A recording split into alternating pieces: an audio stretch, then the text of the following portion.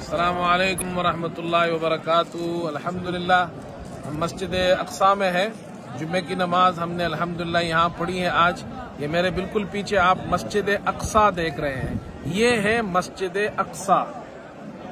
और ये आप बिल्कुल इस तरफ अगर हम मुड़ेंगे, इस तरफ अगर आप इस तरफ मुड़ जाए, अब हम अपोजिट साइड पे आ गए, ये पीछे देखें, ये है कुब्बतुस सखरा, ये है कुब्बतुस सखरा। और ये सखरा चट्टान को कहते हैं, उसके ऊपर ये कुब्बा है, गुम्बत है, इसलिए इसको कुब्बतुस सखरा कहते हैं। ये मस्जिद अक्सा नहीं है, अलबत्ता यहाँ भी नमाज होती है और ख़वातीन यहाँ नमाज पढ़ती है। लेकिन ये जो हम बिल्कुल इसके आगे की सिमत पर जो जगह है, ये है मस्जिद अक्सा।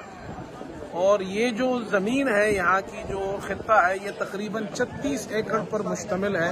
इसमें एक मस्जिद अक्सा है, एक मस्जिद कुब्बतुस सखरा है, इधर मस्जिद क़िबली है जो कुछ सालों पहले दरियाफ्त हुई है। मस्जिद अक्सा के बिल्कुल नीचे यहाँ पर ये पुरानी कदीम मस्जिद यहाँ पर है।